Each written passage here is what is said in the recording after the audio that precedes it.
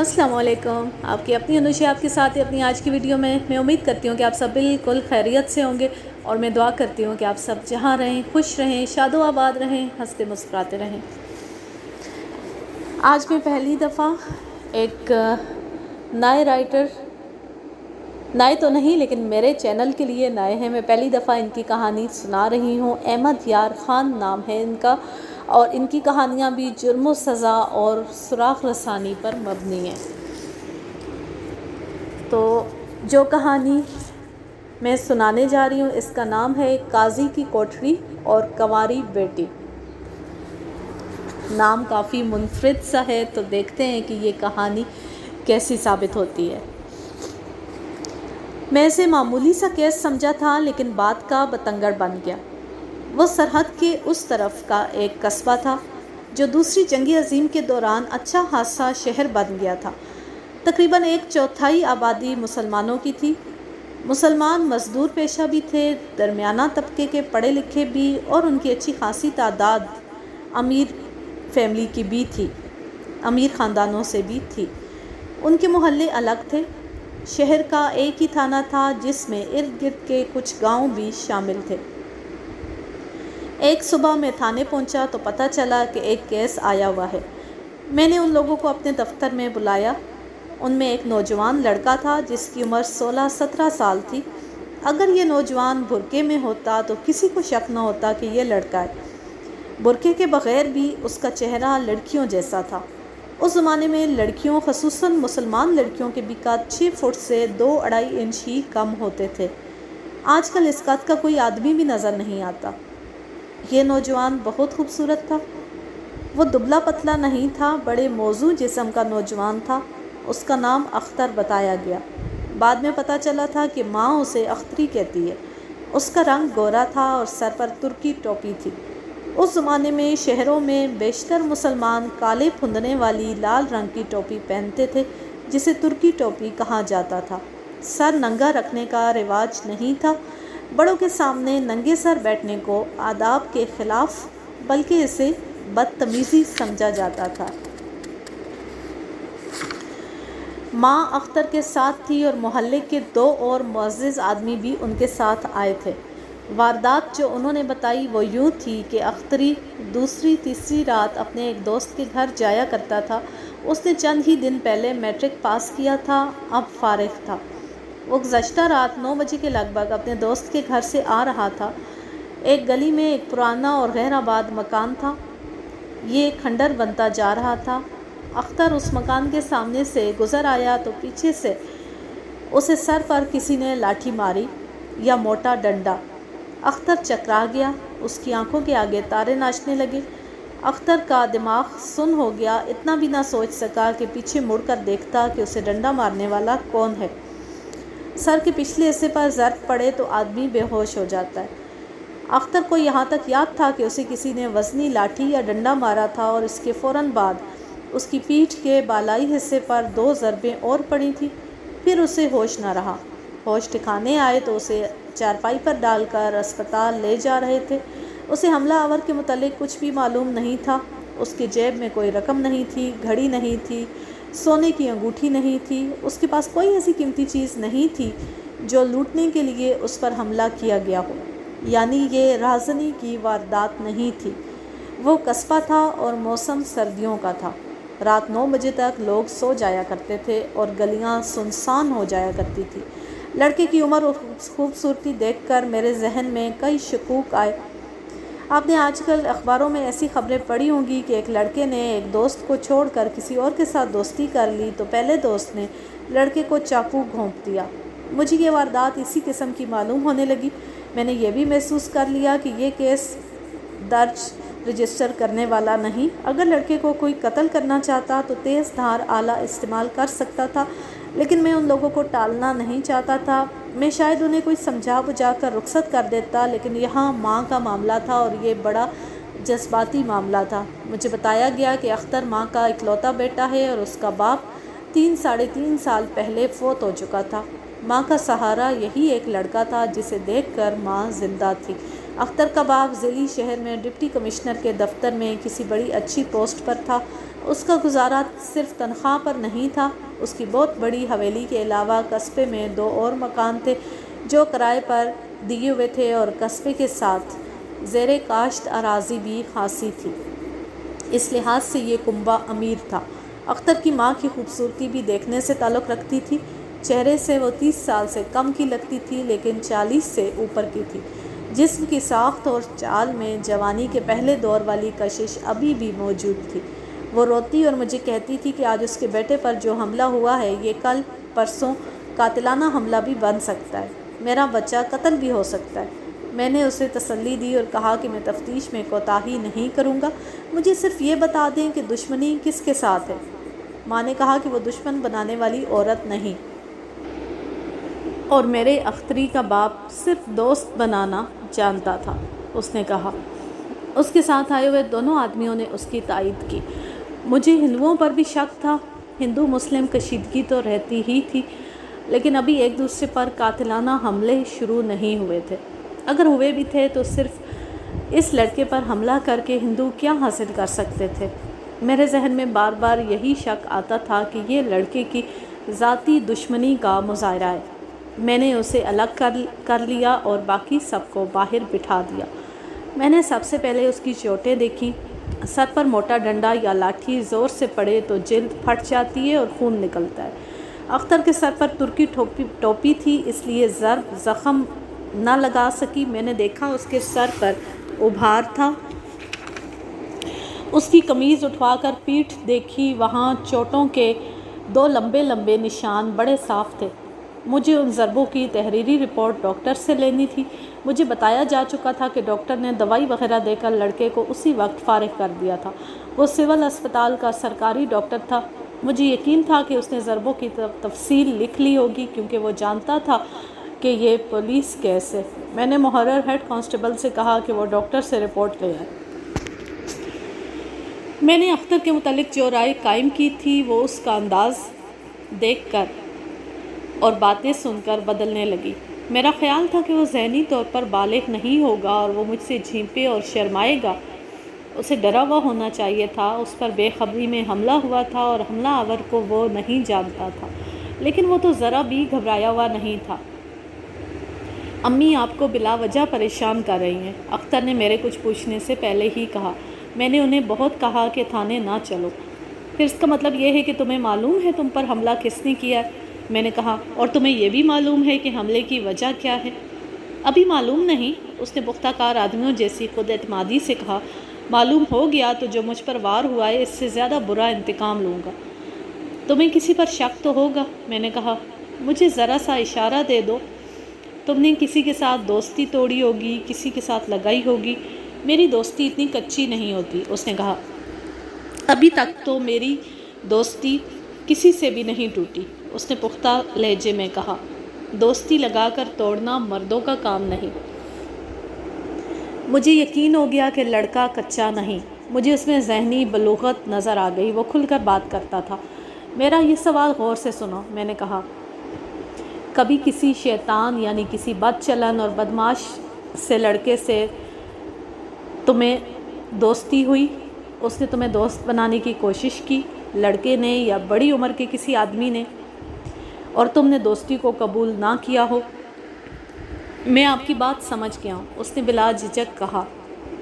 مجھے سب جانتے ہیں، میرے ساتھ کوئی لڑکا یا کوئی آدمی اس طرح کی دوستی لگانے کی جرات نہیں کر سکتا۔ میں 9ویں جماعت میں پڑھتا تھا تو ایک لڑکے نے مجھے بری نیت سے چھیڑا تھا۔ اسی شہر کا رہنے والا ہے، آج بھی مجھے دیکھتا ہے تو راستے سے ایک طرف ہو جاتا ہے۔ یہ تو پرانی بات ہے، میں نے کہا۔ ایسا کوئی نیا واقعہ؟ ایسا کوئی اور واقعہ نہیں ہوا، اس نے کہا۔ ویسے بھی میں بد چلن اور بدمعاش لوگوں کے ساتھ دوستی نہیں لگایا کرتا۔ وجہ یہ ہے جی، میں نے اپنے والد صاحب کے نیک اور باعزت نام کو زندہ رکھنا ہے۔ ہر کوئی ان کی عزت کرتا تھا۔ مجھے اپنی امی کا بہت خیال رہتا ہے۔ میں کہتا ہوں کوئی میری امی سے یہ نہ کہہ سکے کہ تمہارا بیٹا بد چلن لڑکوں کا دوست ہے۔ اس سے یہ ظاہر ہوتا ہے کہ تم شریف لڑکے ہو، میں نے کہا۔ معلوم نہیں شریف سے آپ کا مطلب کیا ہے، اس نے کہا۔ میں اس قسم کا شریف لڑکا نہیں ہوں کہ کوئی مجھے للکارے تو میں کان لپیٹ کر چپ رہوں۔ میں کسی کا رعب برداشت نہیں کیا کرتا۔ میں نے جب دیکھا کہ اس لڑکے میں اپنی عمر سے کچھ زیادہ پختگی ہے تو میں نے اس کے ساتھ صاف بات کی۔ دیکھو اختر، میں نے کہا، تم برے لڑکے ہو، اچھے لڑکے ہو، اس کے ساتھ میرا کوئی تعلق نہیں۔ میں اس آدمی کا سراغ لگانے کی کوشش کر رہا ہوں جس نے تم پر حملہ کیا ہے۔ تم بڑے خوبصورت لڑکے ہو اور نو عمر ہو۔ بعض آدمیوں کی نیت بڑی بری ہوتی ہے۔ میں آپ کا مطلب پہلے ہی سمجھ چکا ہوں، اس نے کہا، اور میں آپ کا یہ شک رفع بھی کر چکا ہوں۔ پھر کسی لڑکی کے ساتھ تمہارا دوستانہ ہوگا؟ میں نے کہا، اس کے کسی بھائی نے تم پر وار کیا ہوگا۔ اگر کوئی لڑکی رات کے 9 بجے کسی آدمی پر لاٹھی یا ڈنڈے سے حملہ کر سکتی ہے تو میں 3 لڑکیوں کے نام بتا سکتا ہوں، اس نے کہا، لیکن میں یہ نہیں مانوں گا۔ 2 لڑکیاں پردہ دار گھروں کی ہیں اور ایک ہندو فیملی کی ہے۔ تینوں کی شادیاں نہیں ہوئی۔ دونوں مسلمان لڑکیاں میری امی کے پاس آتی ہیں، لیکن وہ دراصل میرے لیے آتی ہیں۔ ایک تو رکے بھیجتی ہے۔ ہندو لڑکی راستے میں آ جاتی ہے۔ کئی بار ایسے ہوا کہ امی گھر نہیں ہے اور مسلمان لڑکیوں میں سے کوئی ایک آ گئی۔ میں خدا کو حاضر ناظر جان کر کہتا ہوں کہ میں نے اپنے دل کو قابو میں رکھا۔ یہ تو کوئی بات نہ ہوئی اختر، میں نے ہنستے ہوئے کہا، تم تو مردہ دل نکلے۔ اس معاملے میں بالکل مردہ دل ہوں، اس نے کہا۔ میری زندہ دلی میرے دوستوں سے سنیں۔ میں شیطان نہیں ہوں، شرارتی ہوں، اچھل کود اور ہنسی مذاق بہت کرتا ہوں۔ وہ کیسا لڑکا تھا یہ مجھے دوسروں سے پوچھنا تھا۔ اپنے چال چلن کی رپورٹ ہر کوئی اچھی ہی دیا کرتا ہے۔ مجھے سب سے پہلے تو یہ معلوم کرنا تھا کہ اس لڑکے کی یا اس کی ماں کی کس کے ساتھ دشمنی ہے۔ میں نے لڑکے کو اور زیادہ کریدا تو اسے کچھ یاد آ گیا۔ ایک بات یاد آ گئی ہے، اس نے کہا، جس گلی میں کسی نے مجھے مارا ہے اس گلی میں ایک خیر آباد مکان ہے۔ اس کے متعلق آپ کو پہلے بھی بتایا گیا ہے۔ اس کے اندر جاؤ تو ڈر لگتا ہے۔ 2 کمروں کی چھتیں گری ہوئی ہیں۔ 5-6 مہینے گزرے۔ دن کے وقت میں اس مکان کے سامنے سے گزرا تو ایک کنکر سا پیچھے سے آ کر میرے آگے گرا۔ یہ میرے سر کے اوپر سے آگے گرا تھا۔ میں نے اٹھا کر دیکھا، یہ کانچ کی گولی تھی۔ اس پر ایک کاغذ لپٹا ہوا تھا۔ میں نے کاغذ کھولا تو کانچ کی گولی نکلی اور اس کے ساتھ 2 انچ سے ذرا زیادہ لمبا اور اتنا ہی چوڑا کاغذ نکلا۔ اس کی تہیں کر کے بہت چھوٹا کیا ہوا تھا۔ میں نے اسے کھولا۔ میں سمجھا کسی لڑکی نے رکا پھینکا ہے، لیکن یہ تعویذ تھا۔ اس پر خانے بنے ہوئے تھے اور ہر خانے میں ہندسے اور حروف لکھے ہوئے تھے۔ میرے پیچھے کوئی بھی نہیں آ رہا تھا۔ میں ویران مکان کے اندر نہ گیا، مجھے ڈر سا لگا۔ میرے سامنے کوئی آدمی آ کر مجھے للکارے تو میں اس سے نہیں ڈرتا۔ یہ تعویذ تھا جو میرے سر کے اوپر سے آگے پھینکا گیا تھا۔ میں نے تعویذ گھر لے جا کر اپنی امی کو دکھایا تو وہ بہت پریشان ہوئی۔ انہوں نے مجھ سے پوچھا کہ میں اس کے اوپر سے تو نہیں گزرا تھا۔ میں نے انہیں بتایا کہ میں رک گیا تھا تو امی نے اطمینان کا سانس لیا۔ 1 مہینے بعد اسی جگہ سے گزرتے ایک بار پھر ایسا ہی تعویذ میرے سر کے اوپر سے گزر کر میرے آگے گرا۔ میں نے اسے اٹھا کر دیکھا، اس میں اب کانچ کی گولی کے بجائے کنکری تھی اور پہلے تعویذ جیسا تعویذ تھا۔ میں نے یہ بھی امی کو دکھایا اور انہیں بتایا کہ میں اس کے اوپر سے نہیں گزرا۔ امی نے پہلا تعویذ لے کر ساتھ والے برساتی نالے کے پانی میں پھینک دیا تھا۔ یہ بھی امی وہیں پھینک آئی۔ اس قسم کے تعویذ آج بھی چلتے ہیں۔ لوگ کہتے ہیں کہ ایسا تعویذ کوئی لکھ سکتا ہے۔ اس کی کرامت یہ بتائی جاتی ہے کہ کسی کے دل پر قبضہ کرنا ہو تو یہ تعویذ اس کے سر کے اوپر سے پھینکو اور وہ اس کے اوپر سے گزر جائے، پھر وہ آدمی یا عورت کھچی ہوئی آ جاتی ہے۔ اختر پر بھی یہی تعویذ پھینکا گیا تھا۔ اس سے میں یہ سمجھا کہ اس لڑکے کے دل پر کوئی قبضہ کرنا چاہتا ہے۔ وہ کوئی آدمی بھی ہو سکتا تھا اور کوئی عورت بھی۔ یہ میں آپ کو بتا دوں کہ ایسے تعویذوں کا کوئی اثر نہیں ہوتا تھا۔ اختر پر حملہ بھی اسی جگہ ہوا تھا۔ میں نے مناسب سمجھا کہ اختر کی ماں سے یہ باتیں پوچھوں۔ آپ کا بچہ تو کچھ نہیں بتاتا کہ اس کا دشمن کون ہے، میں نے اختر کی ماں سے پوچھا۔ آپ کچھ بتا سکتی ہیں؟ میں کچھ نہیں سمجھ سکتی، اس نے غم اور ڈر سے دبی ہوئی آواز میں کہا۔ میں اتنا ہی جانتی ہوں کہ میرا بچہ دشمنوں کی نظر میں آیا ہوا ہے۔ اس نے مجھے 2 تعویذوں کے متعلق بتایا ہے، میں نے کہا۔ آپ نے تعویذ کسی عامل وغیرہ کو نہیں دکھائے؟ دکھائے تھے، اس نے جواب دیا، اور ایک قریبی گاؤں کا نام لے کر کہنے لگی، وہاں ایک شاہ جی ہیں، وہ تعویذ لکھتے بھی ہیں اور سمجھتے بھی ہیں۔ پہلا تعویذ بھی انہیں دکھایا تھا اور دوسرا بھی۔ انہوں نے کہا کہ یہ بڑے سخت تعویذ ہیں، انہیں پانی میں پھینک دو۔ کہتے تھے کہ لڑکا ان کے اوپر سے گزر جاتا تو وہ تمہارے ہاتھ سے نکل جاتا۔ میں نے ان سے کہا تھا کہ وہ معلوم کریں کہ میرے بیٹے پر تعویذ کون پھینک رہا ہے۔ انہوں نے کہا تھا کہ ویسی باتیں نہیں بتایا کرتے کیونکہ لڑائی جھگڑا ہو جاتا ہے۔ انہوں نے اپنے 2 تعویذ دیے تھے، کہتے تھے کہ اس کے بازو یا گلے میں ڈال دینا، پھر یہ ہر شیطانی اور الٹے اثر سے محفوظ ہو جائے گا۔ میں نے کالے بکرے کا صدقہ بھی دیا تھا۔ اس خوبصورت عورت کو دیکھا، وہ اپنے اکلوتے بیٹے کے متعلق بہت جذباتی اور پریشان تھی۔ میں نے اسے پوچھ گچھ شروع کر دی، وہ بھی مجھے کچھ نہ بتا سکی۔ میں نے پوچھا کہ لڑکے کا رشتہ کہیں طے ہو گیا ہے؟ یہ میں نے اس لیے پوچھا تھا کہ رشتے کے سلسلے میں کسی کے ساتھ دشمنی پیدا ہو سکتی ہے۔ ابھی تو یہ بچہ ہے، اس نے کہا، اتنی جلدی اس کی شادی نہیں کروں گی۔ رشتوں کے پیغام آتے رہتے ہیں، میں نے ابھی تک کسی کو پسند نہیں کیا۔ اس دور میں پیغام لڑکیوں کے رشتے کے لیے جایا کرتے تھے، لڑکی والوں نے کسی لڑکے کے رشتے کا پیغام کبھی نہیں بھیجا تھا۔ اسے لڑکی والے اپنی بیزتی سمجھا کرتے تھے۔ پھر بھی بعض لڑکے ایسے ہوتے تھے جنہیں اپنی لڑکیوں کے لیے حاصل کرنے کی لوگ کوشش کرتے تھے۔ اس کا ایک طریقہ تو یہ ہوتا تھا کہ ایسی لڑکیوں کے ماں باپ اپنی پسند کے لڑکے کے ساتھ اپنے سگے بیٹوں جیسا پیار کرتے تھے اور عیدوں پر اسے عیدی اور تحفے دیتے تھے۔ دوسرا طریقہ یہ ہوتا تھا کہ اپنے اعتماد کی ایک دو عورتوں کو استعمال کیا جاتا تھا۔ وہ مطلوبہ لڑکے کی ماں سے کہتی رہتی تھیں کہ فلاں لڑکی کے ماں باپ اس لڑکے کی بہت خواہش کرتے ہیں۔ اس کے ساتھ یہ عورتیں لڑکی کی بہت تعریف کرتی تھیں اور یہ بھی بتاتی تھیں کہ ماں باپ لڑکی کو زیورات اور جہیز کتنا دیں گے۔ پھر لڑکے کی ماں اور بہنوں کو اکسایا جاتا تھا کہ وہ لڑکی کا رشتہ مانگنے جائیں۔ دستور آخر یہی ہوتا تھا کہ رشتے کے لیے لڑکے والے جاتے تھے۔ اختر کے معاملے میں یہی ہو رہا تھا۔ وہ ہر لحاظ سے قیمتی لڑکا تھا، نوعمر تھا، خوبصورت تھا اور سب سے بڑی خوبی یہ کہ امیر ماں باپ کا بیٹا اور اکلوتا ہونے کی وجہ سے اتنی زیادہ جائیداد کا اکیلا وارث تھا۔ ایک خوبی یہ بھی تھی کہ اختر کی ایک بھی بہن نہیں تھی۔ ایک بھی نند کا نہ ہونا لڑکی کے لیے بہت بڑی خوبی تھی۔ اتنی زیادہ خوبیوں والے لڑکے اور گھرانے کو حاصل کرنے کے لیے لڑکیوں والے دوسری عورتوں کی زبانی لڑکیاں پیش کر رہے تھے اور اختر کی ماں نے ابھی کسی کو پسند نہیں کیا تھا۔ لڑکیوں کی مائیں اپنی پسند کے لڑکے کو اپنی لڑکی کے لیے حاصل کرنے کی خاطر پیروں، مزاروں اور عاملوں کا سہارا بھی لیا کرتی تھی۔ تعویذ جو اختر کے سر کے اوپر سے پھینکے گئے تھے وہ کسی لڑکی کی ماں نے اختر کو اپنی طرف مائل کرنے کے لیے کسی پہنچ والے بزرگ سے لیے ہوں گے۔ اس مقصد کے لیے بعض تعویذ ایسے بھی ہوتے تھے جو مطلوبہ لڑکے کے گھر کی دیوار میں رکھے جاتے تھے۔ آپ ذرا سوچیں اور یاد کریں، میں نے اختر کی ماں سے کہا، آپ نے کسی کو اگر پسند نہیں کیا تھا تو کسی کو ناپسند ضرور کیا ہوگا۔ کسی عورت سے آپ نے کہا ہوگا کہ فلاں گھر تو آپ کو اچھا نہیں لگتا۔ ہاں جی، اس نے کہا، ایسی باتیں تو ہوتی ہی تھی، عورتوں نے ان لڑکیوں کی ماؤں تک پہنچا دی ہوں گی۔ مجھے غصہ تو نہ آیا، کوفت سی ہوئی۔ یہ عورت وہی بات کرتی تھی جو میں پوچھتا تھا۔ میرا خیال ہے کہ اس پر اپنے بیٹے کی پریشانی اور گھبراہٹ سوار تھی۔ میں نے اسے کہا کہ مجھے شک ہے کہ اس نے اپنے بیٹے کے رشتے کے سلسلے میں کسی کے ساتھ دشمنی پیدا کر لی ہے۔ کیا کسی لڑکی کے ماں باپ ایسے بھی ہیں جو دھونس اور رعب جمانے کے عادی ہوں؟ میں نے پوچھا۔ یہ ہمارے معاشرے کا ایک اور پہلو ہے۔ عام طور پر لڑکے والے یوں کرتے ہیں کہ لڑکی والے رشتہ دینے سے انکار کر دیں تو یہ سمجھتے ہیں کہ ان کی بےعزتی ہو گئی ہے، جس کا انتقام لینا ضروری ہے۔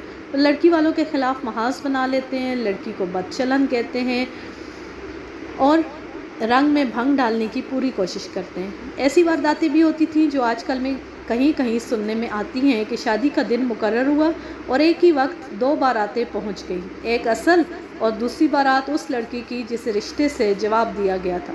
اس صورت میں دنگا فساد ہوتا ہے، پولیس آتی ہے اور نقلی بارات واپس چلی جاتی ہے۔ میں اختر کی ماں سے یہی پوچھ رہا تھا کہ اختر کا رشتہ حاصل کرنے کے لیے کوئی ایسا خاندان بھی ہوگا جو بارات پر بارات لے جاتے اور لڑکی والوں کو خراب کرتے۔ وہ سمجھ گئی۔ ہے جی، اس نے کہا، بالکل ہماری حیثیت کا ایک خاندان ہے۔ میری حویلی سے ان کی حویلی بڑی ہوگی۔ وہ زمینوں والے اور جائیداد والے لوگ ہیں۔ ان کی ایک ہی بیٹی ہے، دو بھائی ہیں، باپ ہے۔ یہ سب اپنا رعب جمانے کی کوشش کرتے رہتے ہیں۔ ان کی لڑکی خوبصورت ہے لیکن یہ خاندان مجھے پسند نہیں۔ لڑکی کے چال چلن کے خلاف میں کوئی بات نہیں کر سکتی کیونکہ بغیر ثبوت کے کسی کی بیٹی کو بدنام کرنا اچھا نہیں ہوتا، لیکن لڑکی بے پردہ پھرتی رہتی ہے اور بڑی عمر کی عورتوں کی طرح باتیں کرتی ہے۔ اس کا باپ اور بھائی مجھے اس وجہ سے اچھے نہیں لگتے کہ اپنے جیسا کسی کو سمجھتے ہی نہیں۔ آپ نے اپنے گاؤں یا محلے میں اس قسم کے کردار دیکھے ہوں گے۔ یہ جرائم پیشہ نہیں ہوتے بلکہ کوئی جرم نہیں کرتے۔ پولیس جنہیں بدماش کہتی ہے یہ ان لوگوں میں سے بھی نہیں ہوتے بلکہ معزز کہلاتے ہیں۔ البتہ ان کی حرکتیں بدماشوں جیسی ہوتی ہیں، ضرورت سے زیادہ دلیر ہوتے ہیں۔ ایسے خاندانوں کے بزرگ معاشرتی سرگرمیوں میں، عید میلاد کے جلوسوں کے انتظامات میں اور دیگر سوشل کاموں میں پیش ہوتے ہیں۔ بلدیاتی انتخابات میں ضرور کھڑے ہوتے ہیں اور ان کے بیٹے وغیرہ یعنی ان کا نوجوان طبقہ بڑکے مارتا ہے اور ان کا انداز آج کل کی پنجابی فلموں کے ہیرو جیسا ہوتا ہے۔ یہ خاندان جو قاضی عبد المنان کا خاندان کہلاتا تھا اسی نسل سے تعلق رکھتا تھا جسے میں نے بیان کیا ہے۔ معلوم نہیں یہ خاندان قاضی کیوں کہلاتا تھا۔ قاضی عبد المنان کی ایک بیٹی جوان تھی جس کا رشتہ وہ اختر کے ساتھ کرنا چاہتا تھا۔ اختر کی ماں پر بے شمار سوال کر کے میں نے جو معلومات حاصل کی وہ یہ تھی کہ قاضی کی بیوی نے عورتوں کے کان میں یہ بات ڈالی تھی کہ وہ اپنی بیٹی اختر کو دینا چاہتی ہے۔ عورت نے یہ بات اختر کی ماں تک پہنچا دی تھی۔ اختر کی ماں نے ناپسندیدگی کا اظہار کیا تھا۔ اسے یاد نہیں آ رہا تھا لیکن ایسا ہوا ہوگا کہ اس نے قاضی عبد المنان کے خاندان یا اس کی بیٹی کے خلاف کوئی بات کہہ دی ہے۔ مجھے ان کا ایک پیغام ملا۔ اختر کی ماں نے مجھے بتایا، لڑکی کی ماں نے کہا کہ وہ اختر کا رشتہ کبھی نہیں چھوڑے گی، بہتر ہے کہ اختر کی ماں کسی اور طرف نہ دیکھے اور ہم سے بیٹی مانگنے آ جائے۔ میں نے پرواہ نہ کی، یہ تو زبردستی والی بات تھی۔ میں نے کہا کہ میں سوچ کر جواب دوں گی۔ لڑکی کی ماں نے عورتوں سے کہا کہ اختر کی ماں نے کچھ اور سوچا ہوا ہے تو ہم اسے خراب کریں گے۔ میں ایک روز لڑکی کی ماں سے ملی اور اسے کہا کہ وہ مجھے دھمکیاں کیوں دے رہی ہے۔ وہ صاف مکر گئی، کہنے لگی کہ عورتیں لگائی بجھائی کرتی ہیں، میری کیا مجال کہ ایسی نازیبہ بات منہ سے نکالوں۔ اس نے میری خاطر تواضع کی، اس کی بیٹی تو میرے آگے بچھی جاتی تھی۔ میں جانتی تھی کہ لڑکی کی ماں چالاک عورت ہے، اس نے مجھے دھمکیاں بھیجی تھی۔ اس نے اشاروں میں مجھے بتایا کہ وہ بیٹی کو کتنا زیور اور کیا کچھ دے رہی ہے۔ میں نے اشاروں میں اسے بتا دیا کہ میں اس کی بیٹی کا رشتہ مانگنے نہیں آؤں گی۔ میں نے صاف الفاظ میں جو بات کہی وہ یہ تھی کہ میرا بیٹا ابھی چھوٹا ہے، ابھی میں اس کی شادی نہیں کروں گی۔ پہلے تو یہ لوگ مجھے سر آنکھوں پر بٹھاتے رہے، میرے آگے پیچھے پھرتے رہے، میرے بیٹے کو تحفے دیتے رہے اور سیدھا مجھے کہنے کے بجائے دوسری عورتوں سے کہلواتے رہے کہ لڑکے لڑکی کی منگنی ہو جائے، شادی 5 سال بعد ہو۔ عورتیں مجھے یہ بات مشورے کے طور پر اپنی طرف سے کہتی تھی لیکن میں اچھی طرح سمجھتی تھی کہ یہ لڑکی کی ماں کا پیغام ہے۔ میں ہر عورت سے یہی کہتی تھی کہ منگنی کی ضرورت نہیں، ایک ہی بار شادی کروں گی، لیکن میں نے ابھی یہ فیصلہ نہیں کیا کہ کس کی بیٹی کو اپنی بہو بناؤں گی۔ اس کے بعد ان لوگوں نے دھمکیاں دینا شروع کر دی۔ آئے دن کوئی نہ کوئی عورت میرے کان میں ڈال جاتی کہ وہ کہتے ہیں اس گھر میں جائے گی تو ان کی بیٹی جائے گی، ہم کسی اور لڑکی کو اس گھر میں آباد نہیں ہونے دیں گے۔ قاضی عبد المنان اور اس کا بڑا بھائی اختر کے ساتھ بہت پیار کرتے تھے، اسے گھر لے جاتے تھے۔ لڑکی کی ماں تو میرے بیٹے کو اپنا بیٹا سمجھتی تھی۔ میں نے اختر کو بتا دیا کہ قاضی اسے اپنی بیٹی دینا چاہتا ہے اور میں قبول نہیں کر رہی۔ اختر نے تو صاف فیصلہ دے دیا تھا کہ اسے یہ لڑکی پسند نہیں۔ اس سے مجھے خوشی ہوئی تھی، لیکن میں نے اختر سے یہ نہ کہا کہ وہ ان لوگوں سے ملنا ملانا چھوڑ دے۔ آج کے لیے بس اتنا ہی۔ آپ کمنٹس کر کے ضرور بتائیے گا کہ یہ کہانی آپ کو کیسی لگ رہی ہے۔ اب میں لیتی ہوں آپ سے اجازت، جہاں رہیں خوش رہیں، شاد و آباد رہیں، ہنستے مسکراتے رہیں۔ اللہ حافظ، اللہ نگہبان۔